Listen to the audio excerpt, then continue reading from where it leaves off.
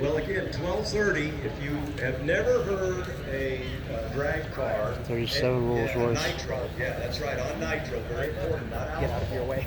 on nitro, because nitromethane again is a volatile fuel, and they use a specific amount. They use what they call a hydrometer to check the ratio.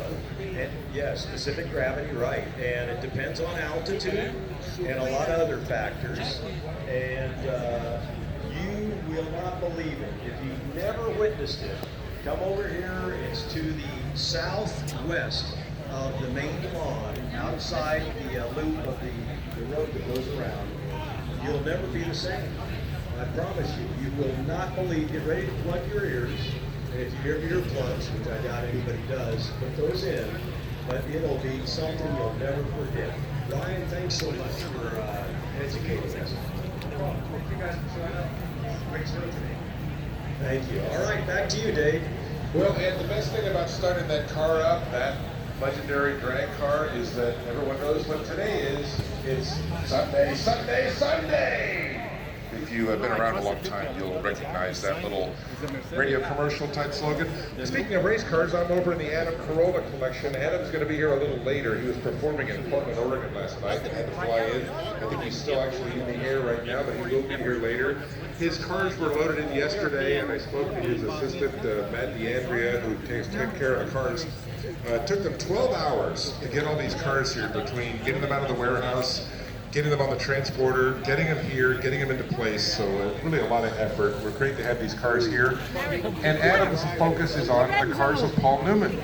Paul Newman, of course, famous movie star, Oscar winner, but also a racer.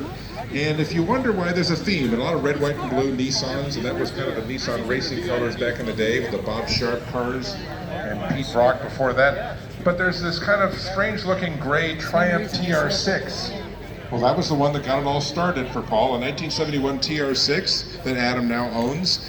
And get this, Paul Newman, well into his 40s before he started racing, he won the 1976 SCCAD Production National Championship in this Triumph. So he wasn't just some celebrity who wanted to go out and race cars. He actually raced competitively.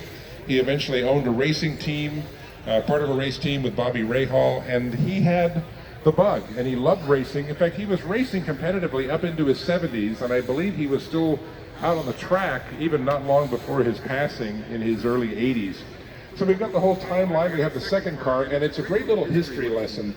The Bob Sharp Racing, it's a Datsun 200 SX, and of course, it's all liveried up with Budweiser, which was a sponsor.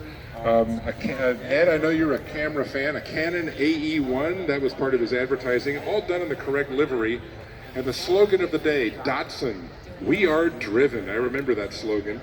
And this kind of innocuous little car, you know, he knew, Paul Newman knew, you didn't have to buy the most expensive, fastest car to have fun. So he was able to enter SCCA class racing in a relatively innocuous car that was then race prepped with a full roll cage and everything else.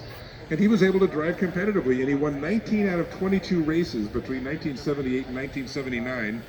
With what you would term on the street a grocery getter. So that was Paul Newman's career. Of course, he then went on to race Trans Am.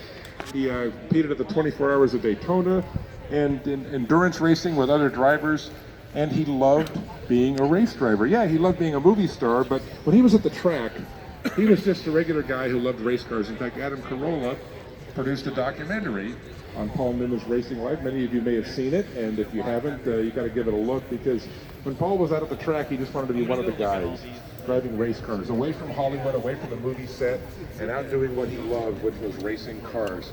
Adam will be here later on. We're hoping we can get a chance to talk to him before the award ceremony, because Adam has a lot more knowledge about these cars. Stephen West. But it's just very cool that he assembled this collection.